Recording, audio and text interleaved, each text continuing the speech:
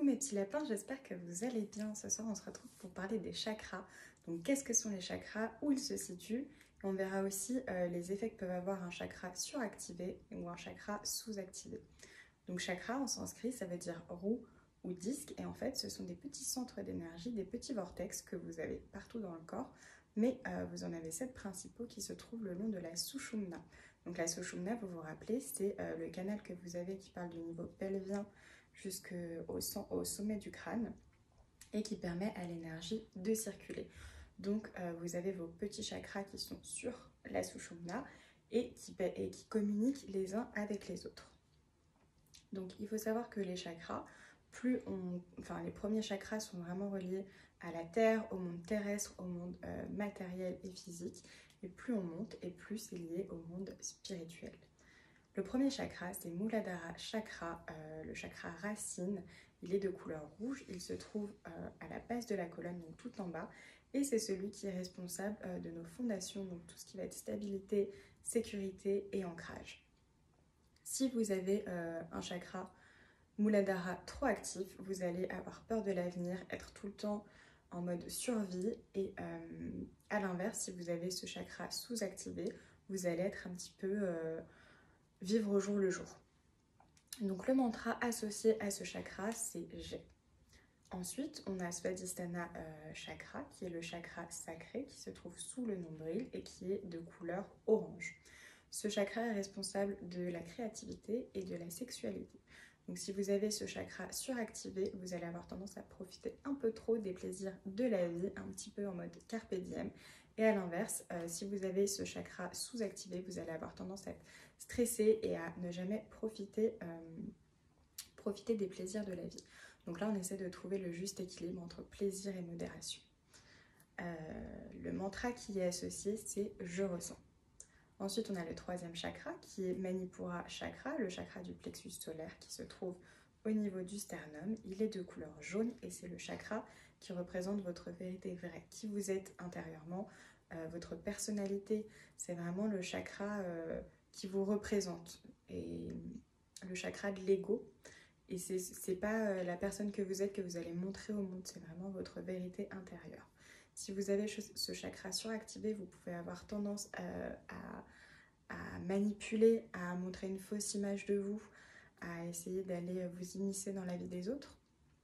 Et à l'inverse, si vous avez ce chakra sous-activé, vous allez tendance à ne pas trouver votre place dans la société, pas savoir qui vous êtes, ce que vous devez faire, être perdu professionnellement, ne pas trouver sa place au sein de sa famille, ce genre de choses. Donc là, le mantra qui est associé, c'est « Je peux ». Ensuite, vous avez le chakra du cœur, donc Anahata chakra, qui se trouve au niveau du cœur et qui est de couleur verte. Donc ça, c'est le chakra de l'amour, de l'empathie, de la compassion. Et si vous avez un chakra du cœur trop activé, vous allez avoir tendance à aimer l'autre plus que vous, à tout donner et à vous oublier. À l'inverse, si vous avez ce chakra qui est sous-activé, vous allez avoir tendance à la méfiance, à aimer à certaines conditions, à pas faire confiance à l'autre et difficile de créer des relations.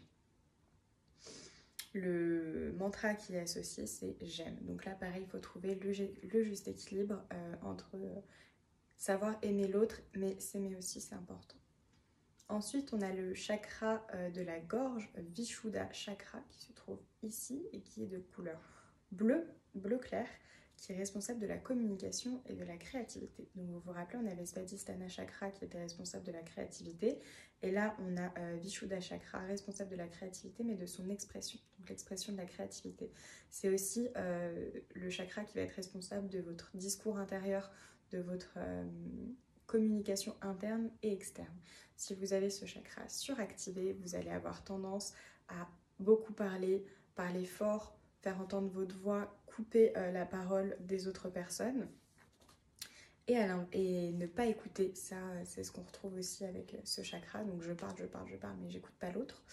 Et si vous avez ce chakra qui est sous-activé, vous allez être une personne timide, qui a du mal à exprimer ses émotions, qui parle pas beaucoup, ce genre de choses. Le mantra qui est associé, c'est « je parle ».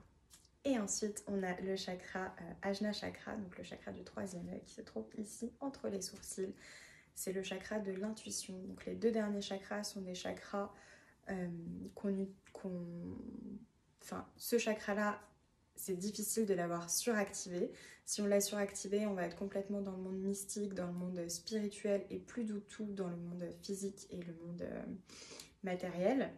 Et à l'inverse, si on a ce chakra sous-activé, ce qui est quand même le cas de la plupart des personnes, on va avoir tendance à pas du tout écouter notre intuition. Donc, j'ai oublié de dire que le chakra du 3e œil est de couleur indigo, donc du bleu très foncé, et c'est le chakra de l'intuition, de la clairvoyance, et on a tendance à pas trop l'écouter.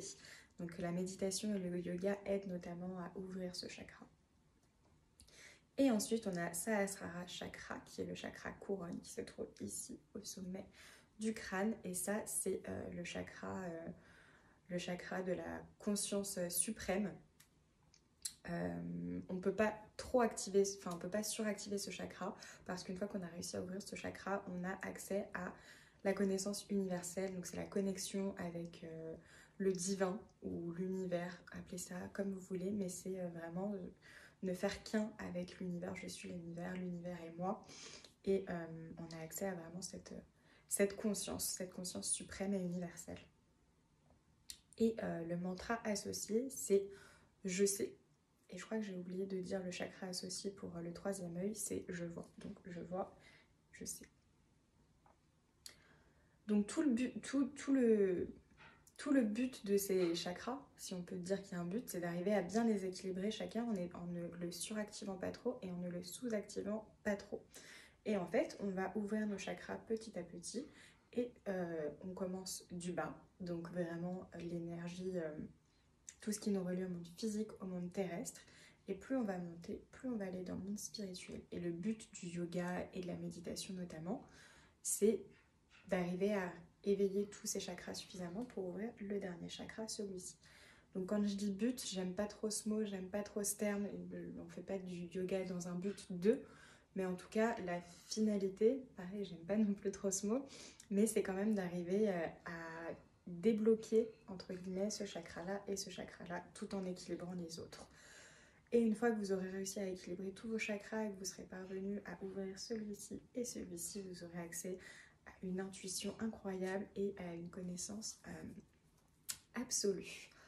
Voilà pour les chakras, j'en ai fini. Je pense qu'il y a beaucoup de choses à intégrer. Si vous avez des questions, des remarques, que vous voulez rajouter des choses, n'hésitez pas en commentaire. Je me ferai un plaisir de lire, d'y répondre. Et